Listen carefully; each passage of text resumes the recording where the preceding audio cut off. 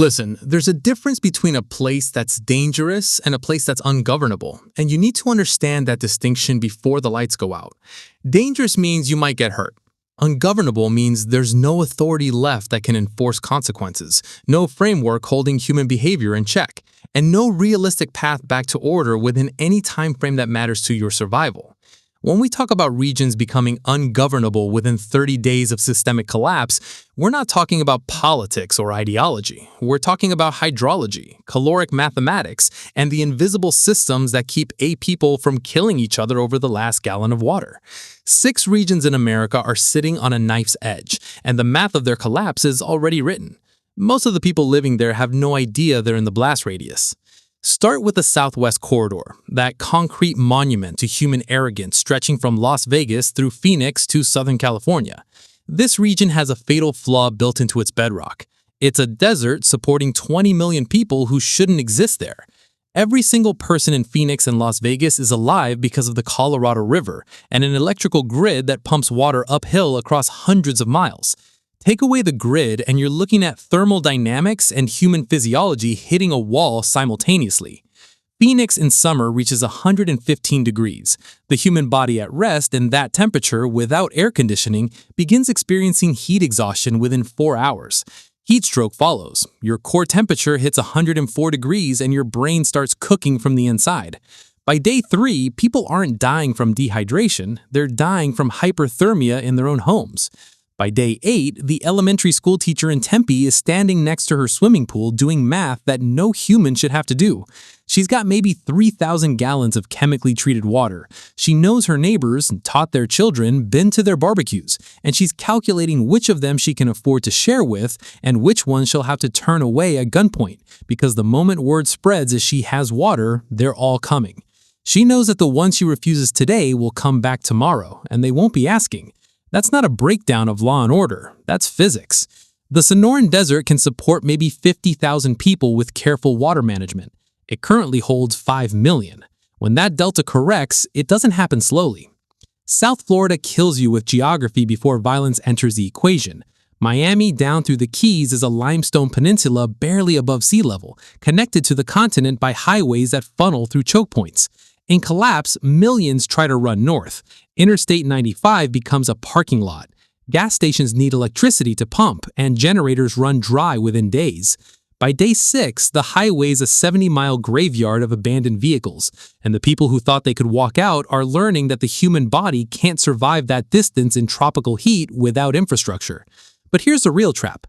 By day 12, thousands forced their way onto cruise ships docked at Port Miami, thinking they found salvation.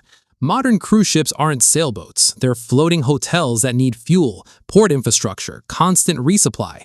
By day 18, those ships are floating prisons. No fuel, no food deliveries, toilets backing up, 95-degree heat with no air conditioning. From the upper decks, passengers watch the shoreline where armed groups are waiting for anyone desperate enough to swim back. The people who thought they'd escaped are now trapped in a metal box surrounded by undrinkable ocean. Meanwhile, Miami-Dade saturates. It's reclaimed swampland kept dry by electrical pumps. Without power, the ground becomes wet. Streets pool, and within 2 weeks, the mosquitoes go biblical. Clouds of them carrying dengue, then Zika. By day 20, South Florida is a patchwork of ethnic fortresses, each speaking different languages, none recognizing external authority because no authority can reach them through the flooded wasteland. The Northeast megalopolis from Boston through New York to Washington, D.C. is 50 million people with virtually no food production. New York City has 8 million people on an island with 24 hours of food supply. Everything comes in on trucks through bridges and tunnels that become choke points the moment panic starts. By day 2, every bridge into Manhattan is blocked by abandoned vehicles. 8 million people burning 2,000 calories daily with zero resupply equals 16 billion calories of deficit per day. You can't forage that. The consumption pattern is predictable. Everything edible gone by day 5. Then the human body under constant stress begins breaking down. Starvation impairs cognitive function within 10 days. Your immune system shuts down. The pharmacist in Brooklyn who rationed insulin through week 1 runs out completely on day 13. She knows exactly who's going to die and in what order because she's done the math. When the father of a 7-year-old comes in on day 14 with a gun, demanding insulin that doesn't exist, she can't explain scarcity to a man watching his daughter slip into a coma. The gunshot echoes through a neighborhood with no police to investigate, because the NYPD stopped functioning 5 days earlier. 36,000 officers for 8 million people. You can't enforce order at that ratio when people are starving and officers are choosing between the uniform and their own dying families. Most choose family. By day 22, what's left are armed groups holding infrastructure, former cops leading survival communities, and ungoverned zones where strength is law. Boston, Philadelphia, Baltimore, D.C., they all fall in sequence because they all share the same fatal assumption that food, water, and order are permanent conditions. If you want to see industrial civilization actively turn against human survival, look at the Gulf Coast petrochemical crescent from Houston through Beaumont to New Orleans. This region doesn't become ungovernable through scarcity, it becomes uninhabitable through chemistry. Hundreds of facilities processing oil, cracking gas, synthesizing plastics, storing toxins in incomprehensible quantities. These facilities require active management every hour, cooling, pressure relief, automated shutdowns that depend on external power. When workers stop coming and the grid dies, you've got 72 hours before catastrophic failure. It starts with fires. A pump overheats. A vessel loses containment. By day 5, multiple uncontrolled chemical fires burn across a 100-mile stretch, each releasing toxins that turn air into poison. The smoke isn't smoke, it's aerosolized chemistry that sears lung tissue. People 15 miles downwind cough blood.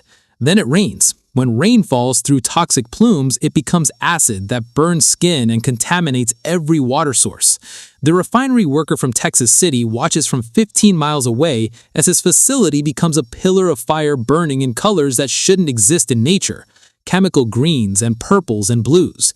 The smoke plume drifts over Houston, over neighborhoods where 2 million people shelter because they have nowhere else to go. By day 9, mass chemical exposure causes neurological symptoms, respiratory failure, skin lesions from breathing. There's no treatment for citywide multi-chemical poisoning. New Orleans floods slowly without pumps, not from storms, but from rain and the Mississippi's pressure. And the water isn't clean. It's mixing with industrial runoff, petrochemical contamination, sewage from failed plants. By day 14, half the city is submerged in toxic sludge, and survivors on high ground are on islands in a poisoned sea. There's no governance because there's no territory. The environment has become chemically incompatible with human life. The Pacific Northwest looks stable. Progressive cities, educated populations, strong civic culture. But this region has a fracture line that's been waiting decades to open. The Cascade Mountains divided into 2 incompatible worlds, the wet, densely populated I-5 corridor and the dry agricultural interior. In collapse, it's civil war. Seattle and Portland hold over 5 million people, almost no food production, and water systems dependent on electrical pumps. When power dies, the cities face freshwater crisis within a week despite being surrounded by rain, because rain requires collection and filtration infrastructure. The tech worker in Fremont who spent a career optimizing systems watches his neighbor get shot on day 11 over a rain barrel. His entire framework for understanding the world, that experts have plans, that institutions function, that problems have solutions, becomes obsolete in real time. By day 9, the refugee movement begins. Hundreds of thousands trying to move east over mountain passes toward agricultural valleys. Except those valleys can't absorb that population, so the roadblocks go up. Every pass gets blockaded by armed locals doing math. The organic farmer outside Yakima who spent 20 years selling at Seattle farmers markets is now standing on Highway 2, turning back refugees he recognizes, friends, customers. He's telling them his valley can feed maybe 30,000 without industrial inputs. This isn't cruelty. This is carrying capacity enforced at gunpoint. But the people being turned back have nowhere to go. By day 16, they come back armed, and mountain passes become war zones. By the time that illusion shatters, it's too late for organized defense. What emerges is chaotic, neighborhood strongholds, some ideological, some opportunistic, none coordinated. By day 23, the Pacific Northwest is 2 hostile territories divided by mountains. California's Central Valley is the paradox that breaks minds, starving to death surrounded by food you cannot eat. This region produces a quarter of America's food, but it's industrial monoculture designed for export and processing. 200,000 acres of almonds that require industrial processing, tomatoes bred for machines, cotton. The actual caloric staples that could sustain people, wheat, corn, rice, are grown for animal feed or shipped out immediately. 7 million residents surrounded by agriculture they can't access without factories that no longer function. Then the water stops. The entire valley is irrigated by canals and pumps moving water uphill using massive electricity. Cut power and irrigation dies. The San Joaquin Valley returns to desert. By day 7, the agricultural workforce makes the calculation. Stay and guard farms you don't own or find water for your family. Most leave. By day 13, fields are abandoned, crops rotting or stripped by foraging parties who don't know how to harvest efficiently. The grain silos in Fresno and Bakersfield become fortresses. The silo manager in Fresno stands on a catwalk above 100,000 bushels of wheat watching armed groups probe the perimeter. He's got maybe a dozen people inside, workers who stayed, family members, cops who understood the math. That wheat represents 6 months of calories for 1,000 people, or 6 weeks for 10,000. Every desperate group within 50 miles knows it's there. By day 17, the first serious assault comes. 200 starving people who've decided dying trying to take the silo beats dying slowly in the street. The defenders hold, but 3 are dead, and everyone inside knows the next group will be larger. The small cities fracture along gang lines, invisible during normal times. By day 22, the Central Valley is a feudal patchwork of agricultural compounds and grain fortresses. The state government has no capacity to intervene. The Central Valley isn't governed, it's abandoned.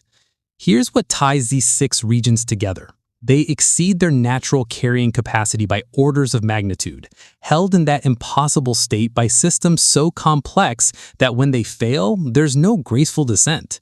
The population decreases catastrophically through starvation, disease, violence, and flight. Governance becomes impossible because it requires resources, communication, and belief. The belief that the system can deliver safety and justice.